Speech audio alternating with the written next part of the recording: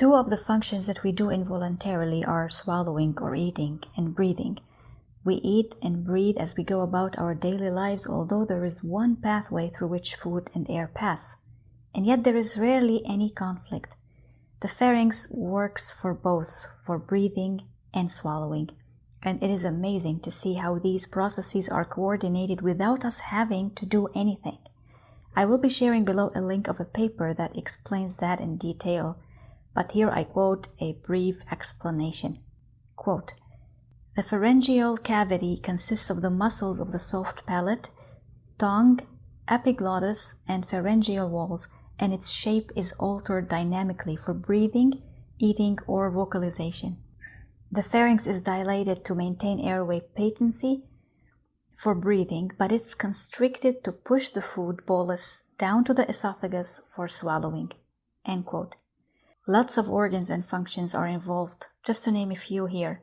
The tongue, the soft palate movements, temporarily coordinating with jaw movement, squeezing movement of the food, soft palate elevating and the tongue retracting, closing the pharyngeal space, controlling upper airway patency, bolus formation, rhythm, and much more. And if we really think about it, a millisecond may result in coughing and almost choking when the small flap that covers the trachea during swallowing or the epiglottis fails to properly manage its task. In this simple example, we see more than one element at work. We see movements, certain coordinations, interventions, directions, emergence, and more of this interconnected set of organs to perform certain functions. That's why thinking of elements alone will never provide the full picture. This is a tiny sample of life complexity. Life around us is all about a set of elements that interact with each other. We see this in our daily lives, forming components of a model or a system. I have been working on systems for years, and the way it is, or the way a system is perceived and created, changes all our understanding of life, the real world around us. In my approach, I talk about flash, how we see our world as flash, fragmentary, linear, adamant, and shallow. Our world is not that at all. It is complex, non-linear, it's spiral, random, interconnected, entangled, dynamic, and emergent. This means that there are multiple and sometimes endless factors that interfere in how things work in our world. And this is what education, unfortunately, does not teach up until now. So there are no fixed formulas in most of the cases. Situations vary by person, factors, conditions, and even culture. That's why copying and pasting is not a wise method. The key is, like I say in my approach, unlearning, reflection, and reciprocity. So what is complexity? First, there is a misunderstanding of complexity when we use complex and complicated interchangeably. Complicated means involving lots of parts, but making it difficult to analyze or to solve.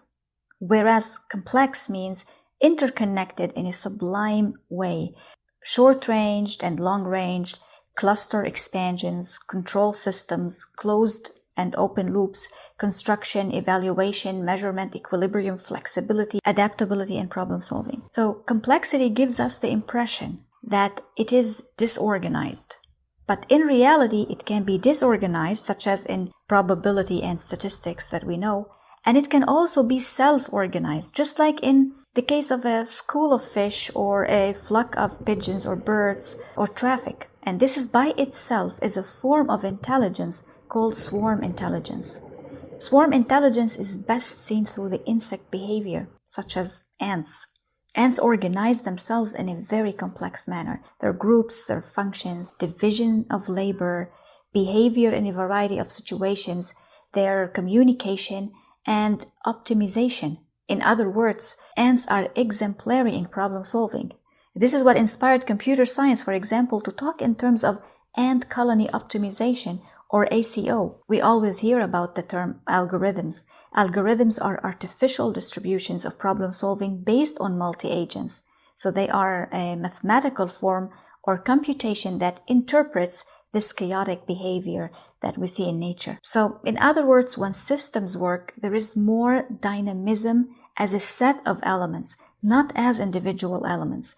There are invisible links, or you may call it cords, that go in different directions, new networks emerging, other networks disappearing. So while cause and effect exist, they do not exist in the linear way that we know or teach. Cause and effect work to explain or show relationships and provide feedback, reinforcing and balancing ideas, reducing and enhancing, so all creating routes for problem solving and self-regulation. This is beauty that we find in nature first, in our daily lives second, including what we see in the organizations, in the workplace. In my training, I usually work on these models because there are the sustainable tenets of our organizations at a personal and professional scale. So if you have any inquiry, please do not hesitate to send me an email so that we can explore your concerns together. And until next time, keep discovering.